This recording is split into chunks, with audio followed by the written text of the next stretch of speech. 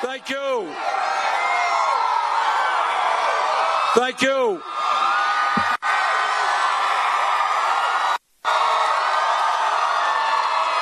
Thank you. Let me introduce my wife, Jane.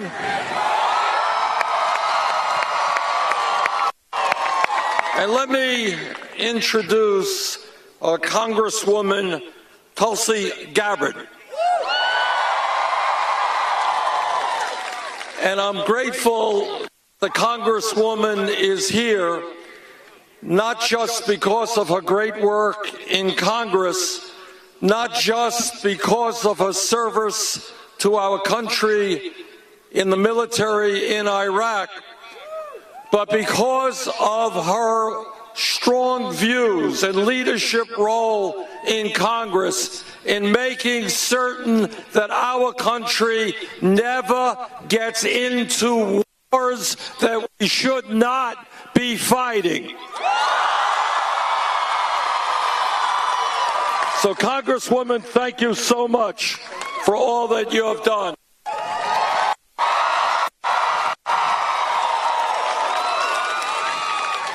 And let me also thank Isaac Netzer and Molly Weiss and Courtney Graham, and mostly all of you for being here today.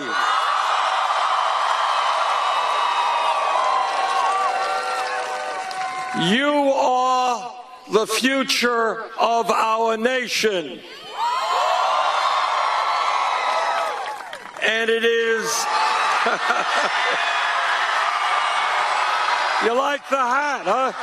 All right.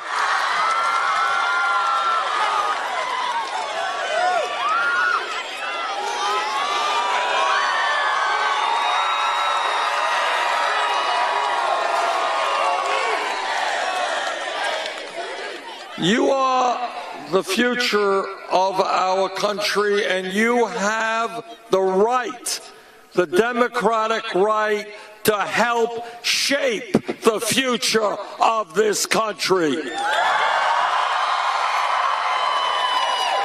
Now, I know that Florida is big football country, right? But unless you're out on the playing field, football is a spectator sport. Democracy is not a spectator sport.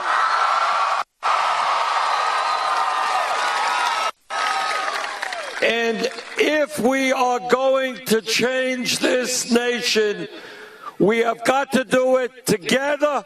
You and all Americans must be involved in the political process. Now, here's the truth. And what this campaign is about is telling the truth. And the truth is that there are people in Washington and in corporate America who do not want you to be voting. They do not want you to participate in the political process. They want you to think that politics is dumb. Somebody else should do it. What we are fighting for right now is to determine whether it is the people of this country, all of us who determine our future, or a handful of wealthy campaign contributors.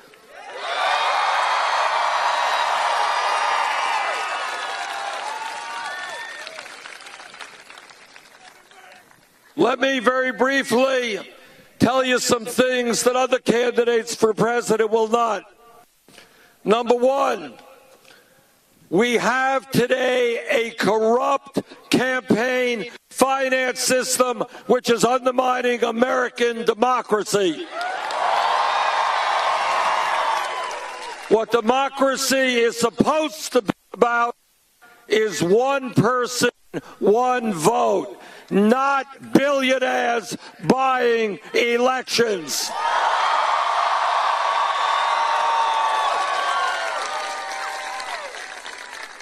Democracy is not about the Koch brothers and other billionaires spending hundreds of millions of dollars to elect candidates who represent the wealthy and the powerful. That's not democracy. That is oligarchy. And together, we're going to change that.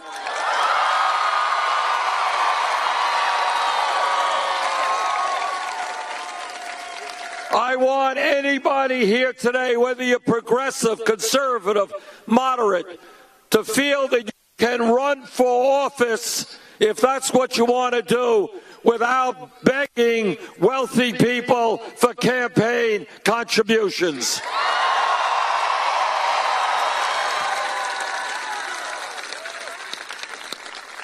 Second of all, and not unrelated to a corrupt campaign finance system, is the fact that we have a rigged economy.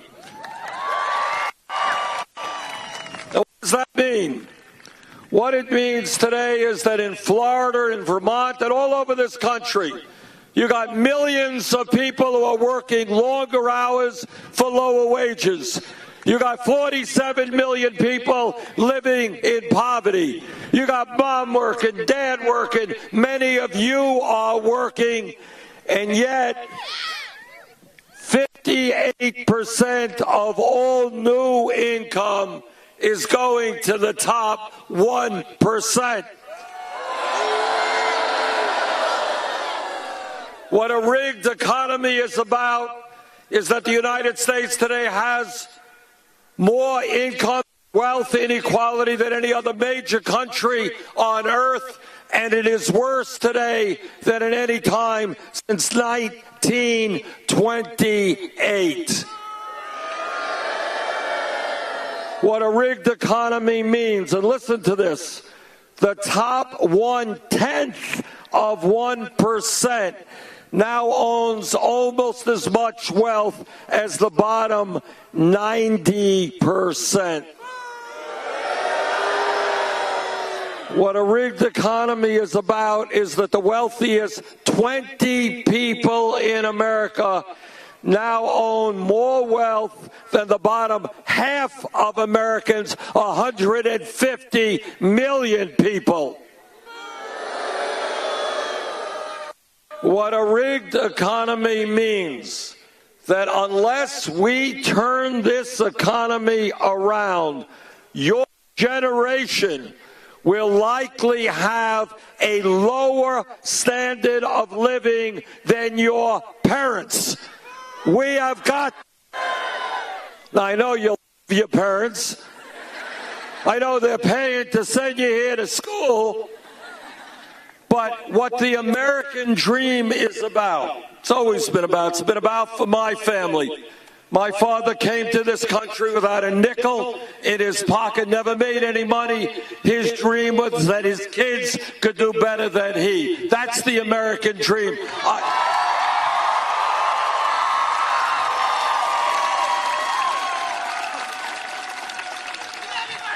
I want your kids to do better than you, and I want you to do better than your parents. I want to see the American dream go forward, not backwards.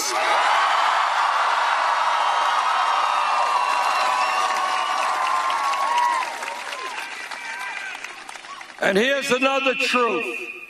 It's a harsh truth.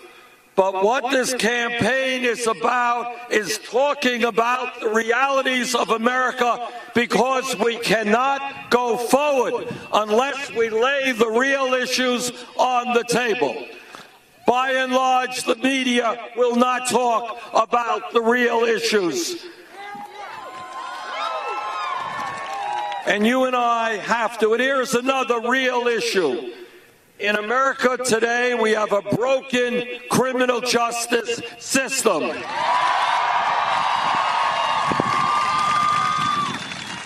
And I want you all to think about this. And what this campaign is about is thinking outside of the box. Don't think status quo. think about what really goes on and where we can go as a nation if we are prepared to stand up and fight. Now, what a broken criminal justice system means is that today we have in America more people in jail than any other country on earth. We are spending $80 billion a year to lock Americans up, and disproportionately the people in jail are African American, Latino, and Native American. Now, right now, just as an example, real unemployment for young people between 17 and 20 who graduated high school is 33% if they're white, 36% if they're Latino, 51% if they are African American. So you want a radical idea? We are going to invest in jobs and education, not jails and incarceration.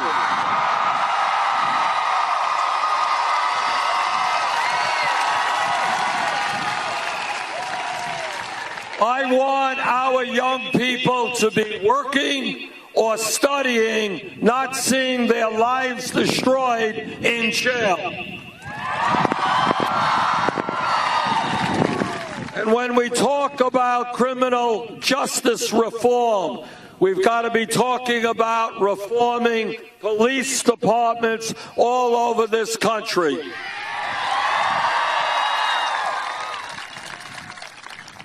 Now, I was a mayor for 8 years, and I've worked closely with police. And the vast majority of police are honest, hardworking, and they have an enormously difficult job.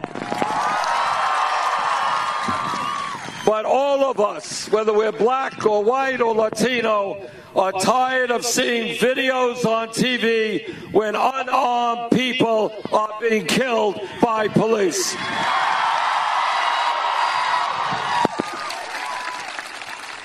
And that is why a police officer who breaks the law, like any public official, must be held accountable.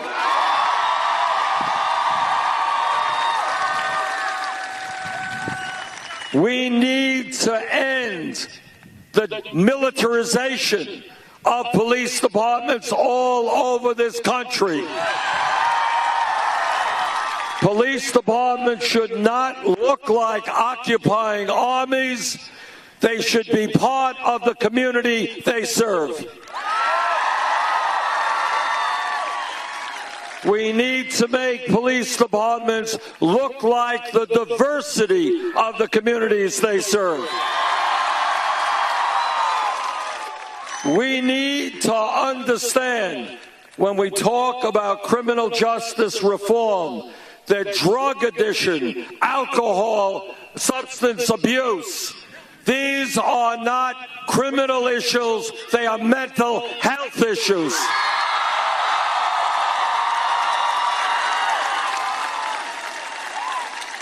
And we need to fundamentally rethink the war on drugs.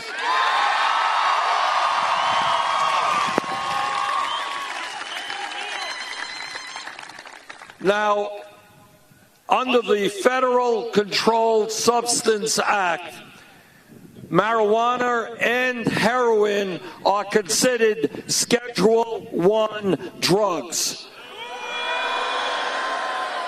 I think that is dumb.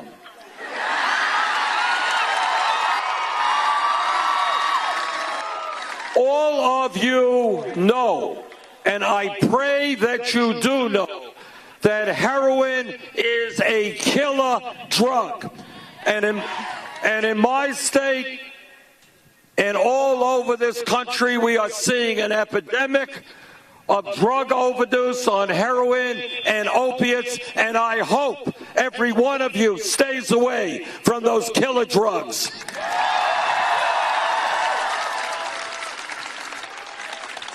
But the truth is, you can argue the pluses and minuses of marijuana, but nobody thinks that marijuana is equivalent to heroin. And that is why I've introduced legislation to take marijuana out of the Federal Controlled Substance Act.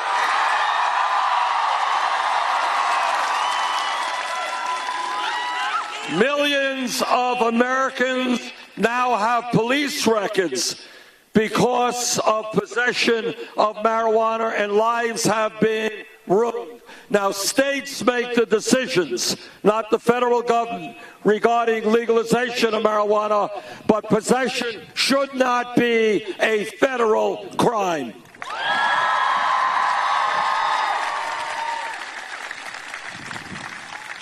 And when you look at the issue of marijuana, it becomes laden with racial overtones, because it turns out that whites and blacks do marijuana at about the same rate, but blacks are 4 times more likely to be arrested than whites. That's wrong. Now, this campaign has been doing really well in the last number of months. When we began,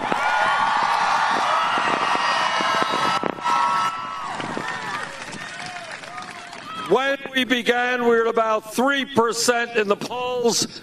We're about 60, 70 points behind Secretary Clinton. As of today, we have already won 9 states.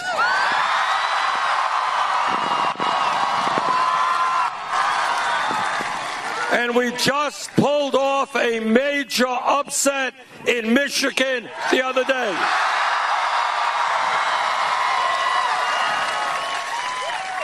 And on Tuesday, we got 5 states coming up, including Florida. If you guys come out to vote, we're going to pull off an upset here as well.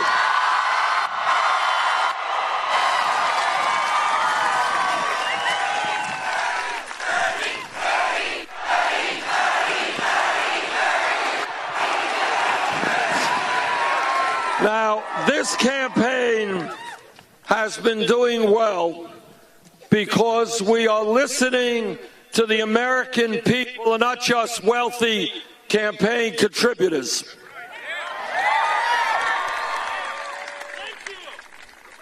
And what the American people are telling us as we go around the country and we talk to workers is that workers cannot make it on $9 or $10 an hour.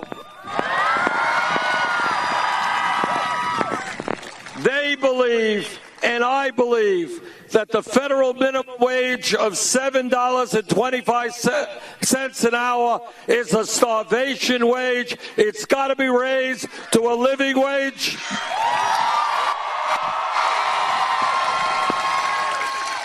And that living wage should be $15 an hour.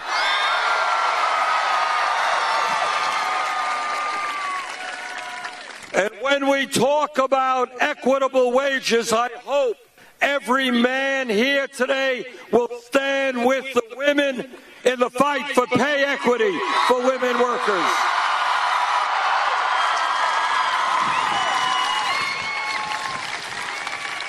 Women in America should not be making 79 cents on the dollar compared to men. That's old-fashioned sexism. We're going to change that.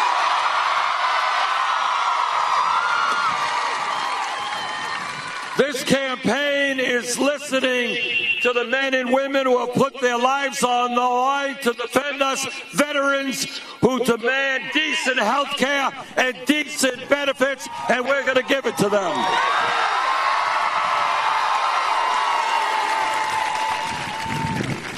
This campaign is listening to young people. What I hear from young people is, why is it that they've got to leave school, leave college, leave graduate school, $50,000 or $100,000 in debt?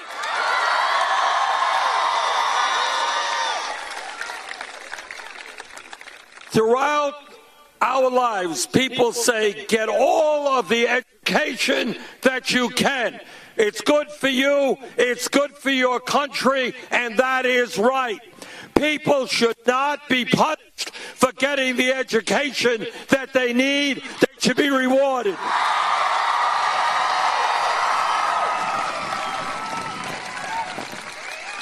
Today in America, we have hundreds of thousands of bright young people who want to go to college, who are qualified to go to college, but can't go to college for one reason. And that reason is their families lack the income. That is wrong.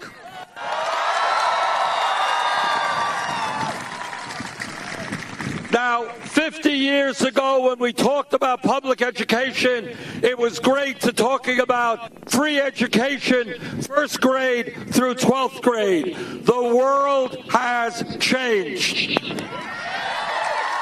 Today, a college degree in many respects is the equivalent to what a high school degree was 50 years ago. And that is why I believe that when we talk about public education today, we've got to be talking about making public colleges and universities tuition free.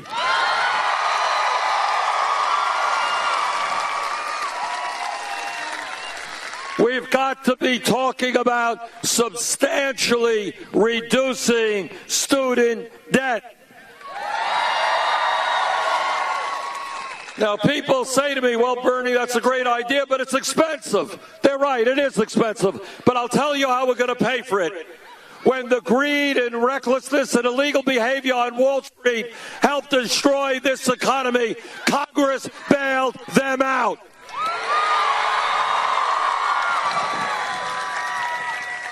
I believe that we should impose a tax on Wall Street speculation. It's Wall Street's turn to help the middle class today.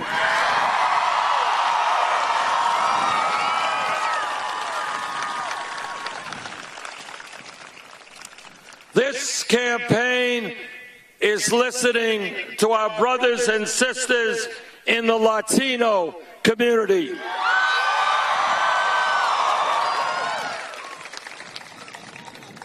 And what they are saying is they are tired of living in the shadows, living in fear.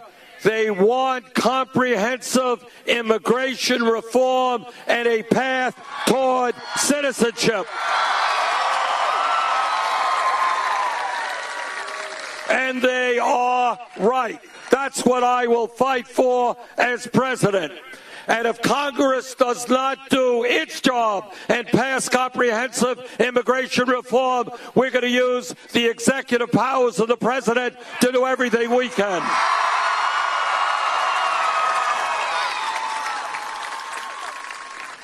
Now, I want to mention to you just briefly some of the differences in this campaign between Secretary Clinton and myself. Number one,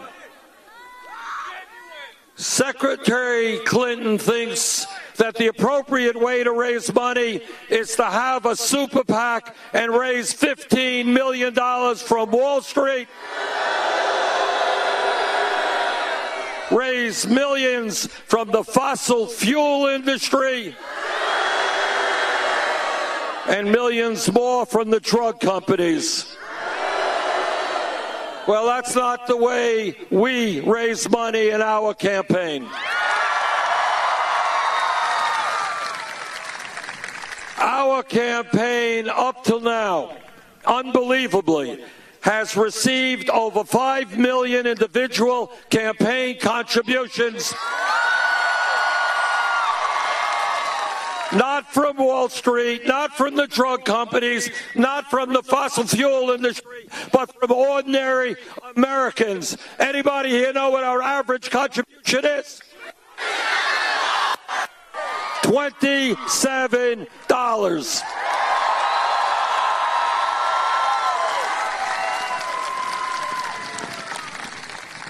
To paraphrase Abe Lincoln at Gettysburg, this is a campaign of the people, by the people, and for the people.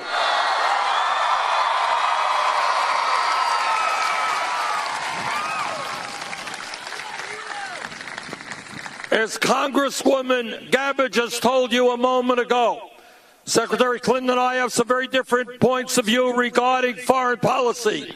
The most important foreign policy decision made in the modern history of this country was the war in Iraq.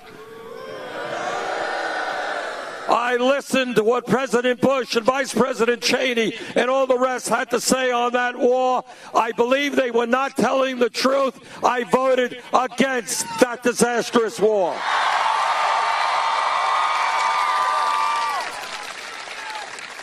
Secretary Clinton heard the same evidence. She voted for the war. Thirdly, when you talk about the decline of the American middle class, has a lot to do with trade policies. I believe that corporate America has got to start investing in this country, not just in China and low-wage countries all over the world. I have opposed every one of these disastrous trade agreements, which have cost us millions of decent-paying jobs. Secretary Clinton has supported almost all of them. That's a real difference.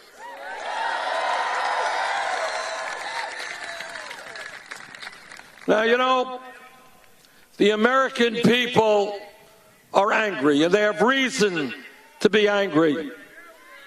They're working longer hours for low wages. They're seeing almost all new income and wealth going to the top 1%. What this campaign is about is creating an economy that works for all of us, not just the people on top.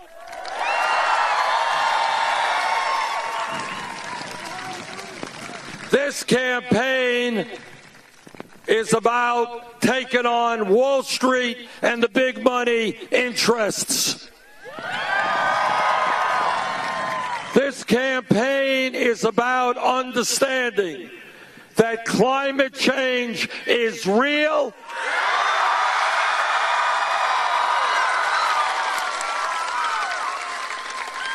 That climate change is caused by human activity.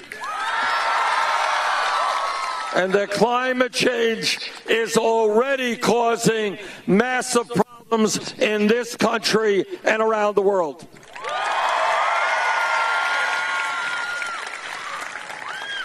Now, we have a moral responsibility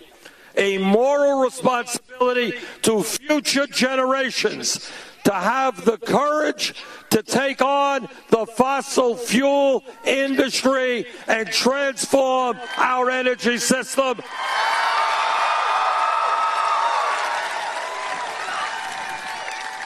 This state of Florida can help lead the country in solar power.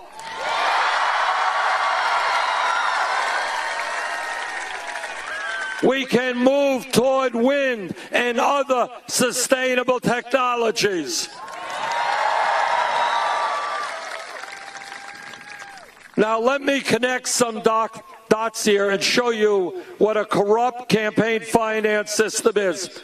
There is almost no Republican, and certainly no Republican candidates for president, who have the guts to come before you and tell you exactly what the scientific community is saying. And the reason that they do not have the courage to tell you that climate change is real and caused by human activity has to do with the corrupt campaign finance system. Because if they told you the truth about climate change, on that day they would lose their campaign contributions from the Koch brothers and the fossil fuel industry. And I say to those Republicans, worry more about the future of this planet than your damn campaign contributions.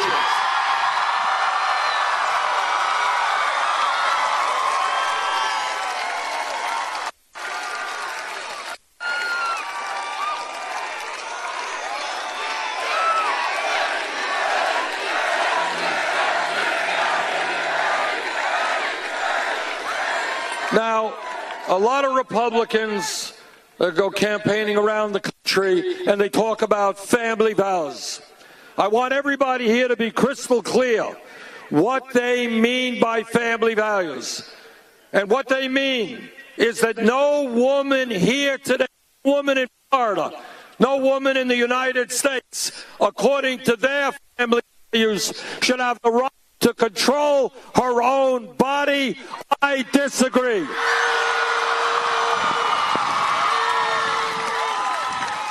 What they mean by family values is that our gay brothers and sisters should not have the right to get married. I disagree.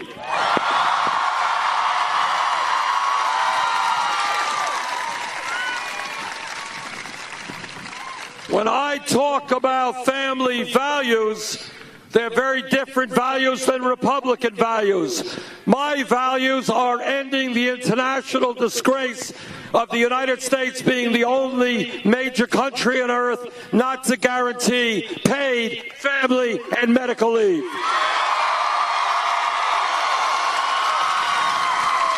I don't want to see women in Florida giving birth today, having to go back to work in a week or two, separating themselves from their baby because they don't have the income to stay home. That's wrong.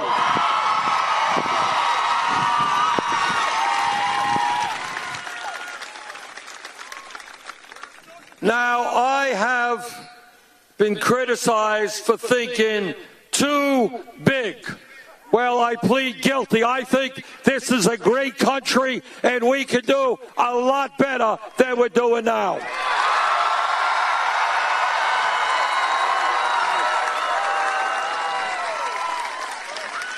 My Republican colleagues believe that at a time when millions of seniors, and many in Florida, are trying to get by an $11,000, $12,000 a year Social Security, they believe we should cut Social Security benefits.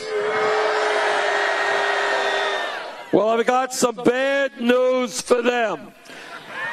Not only are we not going to cut Social Security benefits, we are going to raise Social Security benefits.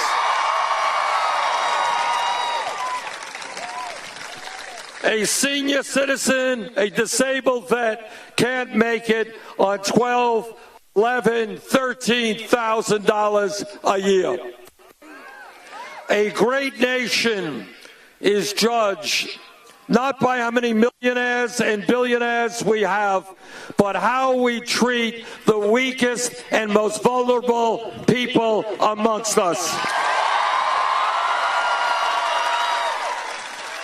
We will not turn our backs on Americans' seniors. We're going to stand up for them.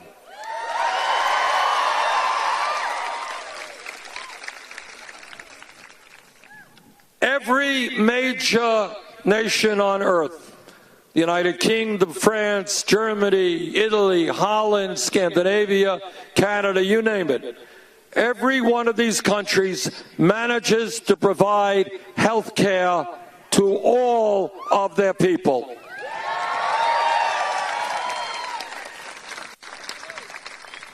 Now, I have been criticized for saying this, so let me say it again. I don't want any misunderstanding.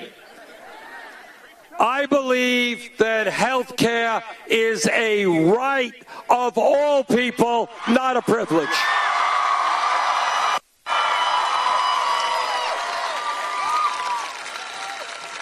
The Affordable Care Act, and I'm on the committee that helped write it, has done a lot of good things, but we can do better. Today, 29 million people have no health insurance. Many others are underinsured with high deductibles and high co-payments, and we are being ripped off by the pharmaceutical industry that charge us the highest prices in the world for prescription drugs. And then to add insult to injury, we end up paying much, much more per capita than do the people of any other country for health care. That is why I believe we must move to a Medicare for all health care system.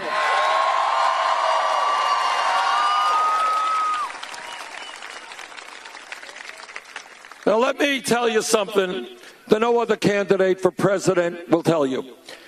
And that is that no president, not Bernie Sanders or anybody else, can do what has to be done for the working families and the middle class of this country alone. Can't be done. And the reason for that, and I hope you all understand this, is that the power of Wall Street, which has endless supplies of money, the power of corporate America, the power of the corporate media, the power of wealthy campaign contributors is so great that no president alone can stand up to them.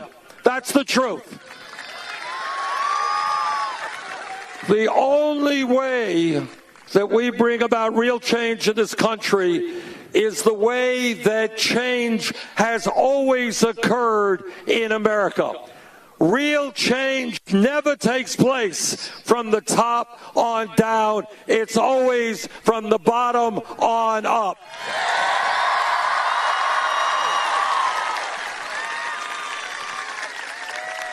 Whether it is the right of workers to be a member of a union, that took place when millions of workers stood up and fought for that right. Whether it is the civil rights movement, when for hundreds of years, millions of African Americans and their white allies said, America will not be a racist, bigoted country.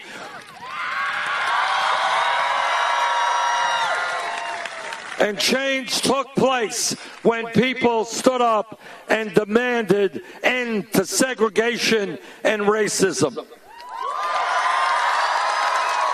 100 years ago today, women in America did not have the right to vote, could not go to certain schools, could not do the jobs they wanted.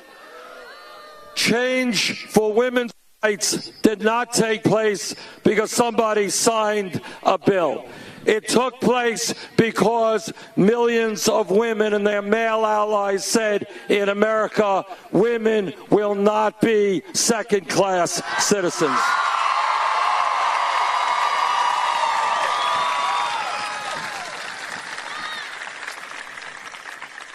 If we were here 10 years ago and somebody stood up and said, you know, I think that gay marriage will be legal in 50 states in this country by 2015, the person next to him would have said, what are you smoking?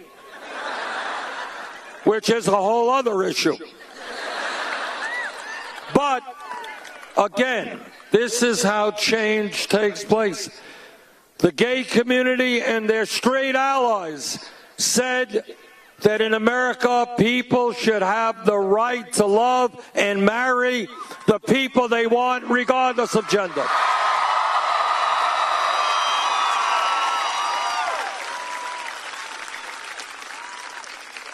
What's my point? My point is real change always takes place when millions of people look around them and they say, you know what, the status quo is not acceptable.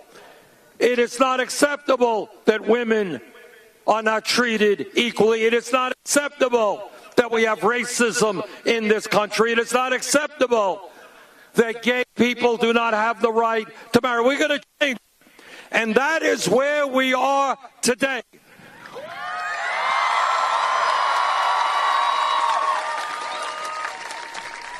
It is not acceptable that we have more income and wealth inequality than any other major country on earth. It is not acceptable that we are the only major country on earth that doesn't guarantee paid family and medical leave and health care to all. It is not acceptable that we have the highest rate of childhood poverty of almost any major country on earth. It is not acceptable that we have veterans sleeping out on the street when people want to give hundreds of billions of dollars in tax breaks to the wealthiest 1%.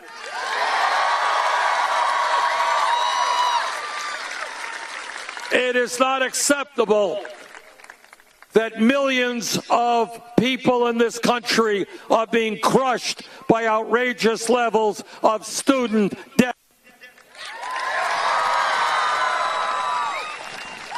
It's not acceptable that when the scientists tell us we have a short window of opportunity to transform our energy system, that we are not moving as aggressively as we should.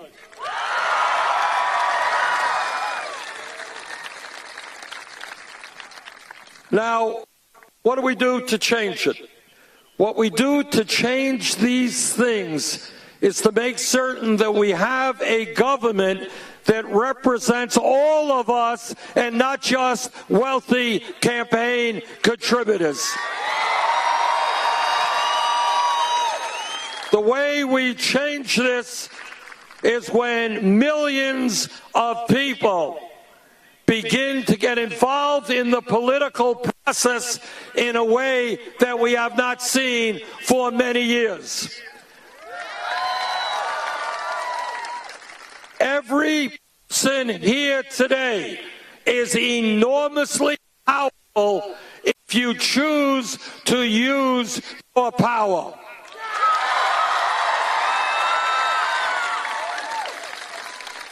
If a couple of million students tell Washington, D.C. that they are not going to spend their lives paying off student debt, trust me, Congress will make public colleges and universities tuition free. But that does not happen unless you tell them. When workers tell Congress that they demand a $15 an hour minimum wage, we'll get it. But it won't happen unless workers stand up and fight for it. So what this campaign is about is more than electing a president. It is making a political revolution to transform our country.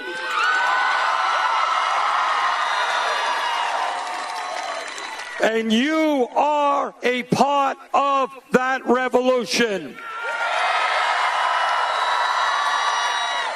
What we have learned in this campaign, having won 9 states, is we do well when people come out to vote and there are large voter turnouts. Let's win here in Florida on Tuesday. Come out to vote. Thank you very much.